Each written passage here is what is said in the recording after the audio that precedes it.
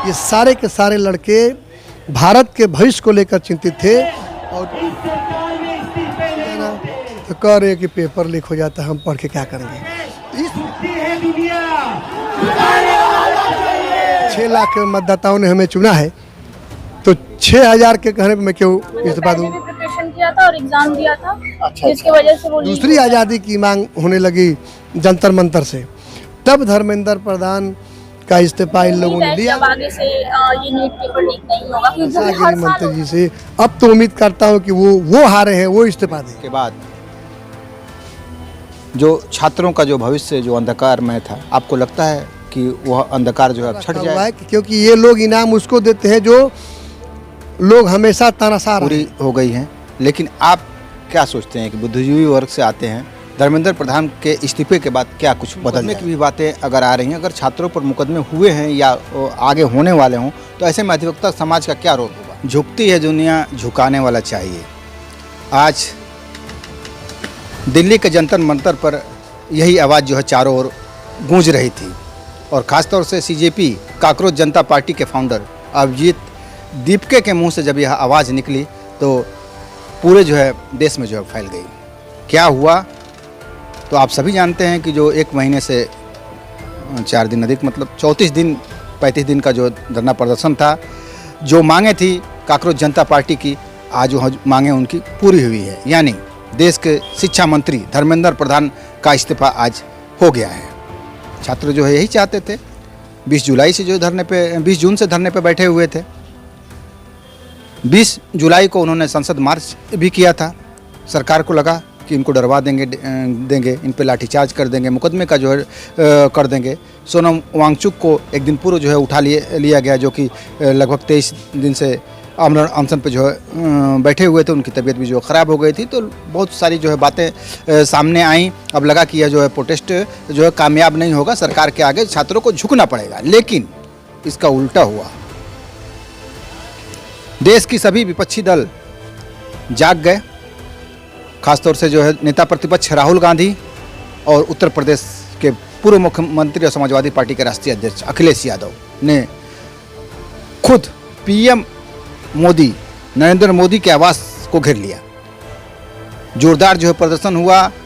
Police ने वहाँ भी मनमानी की, उनको भी जो है उठाया गया, टांगा गया। जिस तरह से जो है सांसदों के साथ दुर्व्यवहार हुआ, यह बातें जो है जंगल की आग की तरह से जो पूरे देश में फैल गया। हर जिले में समाजवादी पार्टी, कांग्रेस के धरना प्रदर्शन होने लगे। छात्रों ने भी आंदोलन जो है शुरू कर दिया। खासतौर से जो लाठीचार्ज हुआ था जंतर मंतर पे, उसको लेकर के पटना में जो है बड़ा जो है बवाल देखने को मिला। और जब यह देशव्यापी आंदोलन बन रहा था, तो कहीं ना कहीं अधिवक्ता भी उसमें पीछे नहीं थे। अधिवक्ता समाज भी पूरी तरह से अपने युवाओं का, अपने बेटों का, अपने बेटियों का, छात्रों का जो है सपोर्ट किया। लोग तो कह रहे थे कि ये आंदोलन जो सत्ता पक्ष के लोग हैं गलत है। धर्मेंद्र प्रधान ने जो है सारी जो है कार्रवाइयाँ की हैं। जो भी नीट का पेपर लीक हुआ है, उन अधिकारियों पर जो है कार्रवाई हुई है, उन्हें बर्खास्त किया गया है। लेकिन वही सत्ता जो है आज झुकी है और धर्मेंद्र प्रधान का इस्तीफा भी हुआ है। तो अधिवक्ता जो है समाज, जो बुद्धिजीवी समाज होता है, यहाँ पे हमारे साथ मौजूद हैं बेलथरा रोड तहसील बार के अधिवक्ता और वरिष्ठ अधिवक्ता हैं, और कई पदों को भी सुशोभित कर चुके हैं तहसील बार के। तो आइए उनसे जो है सीधा जो है सवाल करते हैं और जानने की कोशिश करते हैं कि जब कि यह सरकार इस्तीफा देने के लिए नहीं जानी जाती है, आज कैसे जो धर्मेंद्र प्रधान का जो है इस्तीफा लेना पड़ा खुद प्रधानमंत्री को।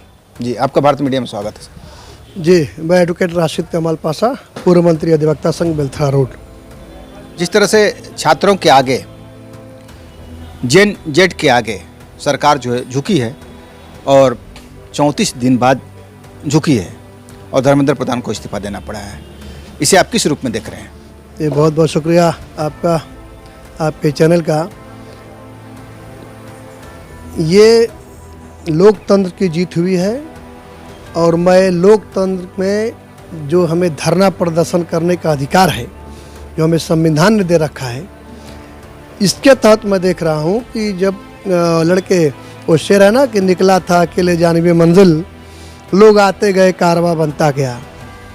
तो जब हिंदुस्तान के सीजेआई महोदय honourable chief justice of supreme court ने जब बेरोजगार युवाओं को काकरोच का उपाधि दिया, उसके बाद नौजवानों की एक टीम ने काकरोच जनता पार्टी बनाया और इन लोगों ने तय किया 13 जून को जो नीट पेपर का जो लीक हुआ था उसको लेकर के कि जब हम काकरोच हैं तो काकरोच जनता पार्टी व्यापक स्तर पर प्रदर्शन करेगी और पेपर लीक करने वालों के विरुद्ध कार्रवाई कराएगी और हिंदुस्तान के जो भारत सरकार के शिक्षा मंत्री हैं धर्मेंद्र प्रधान जी, इनका इस्तीफा लेकर रहेगी। इसको लेकर शुरुआत हुआ।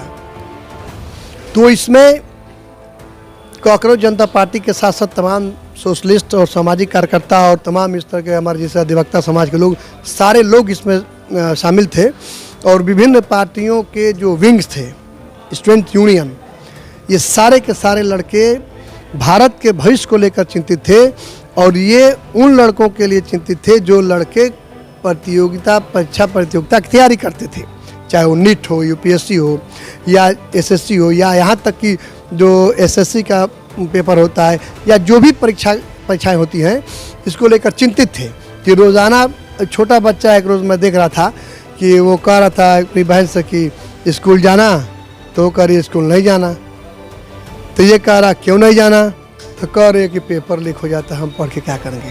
तो इस परिस्थिति में सोनम वांगचुक जैसे जुझारू लोग जब इस आंदोलन में कूदे और भूख हड़ताल की घोषणा किए और सरकार जो एक तानाशाही सरकार थी, जो नरेंद्र मोदी जी की सरकार, अमित शाह की सरकार कही जाती है, जो ये कहती थी कि इस सरकार में कोई इस्तीफा नहीं देता है। धर्मेंद्र प्रधान जी ने कहा कि 6 लाख मतदाताओं ने हमें चुना है, तो 6,000 के कहने पर मैं क्यों इस्तीफा दूं।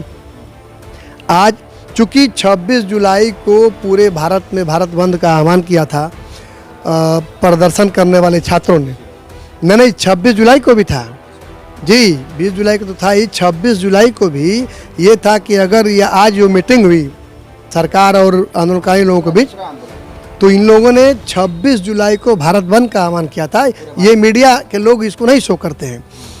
तो 26 जुलाई के आंदोलन, चूँकि इसमें नेता प्रतिपक्ष से लेकर के विभिन्न पार्टी के राष्ट्रीय नेता स्तर के लोग कूद चुके थे आंदोलन में, तो इन्हें लगा कि 1857 के बाद 1977, 1989 इतने बड़े बड़े जो आंदोलन हुए, उससे जोड़ करके इसको इन लोगों ने देखा कि ये तो दूसरी आज़ादी की मांग होने लगी जंतर मंतर से। तब धर्मेंद्र प्रधान का इस्तीफा इन लोगों ने लिया। मैं तानाशाह प्रधानमंत्री और तानाशाह गृह मंत्री जी से अब तो उम्मीद करता हूं कि वो हारे हैं, वो इस्तीफा दें जी।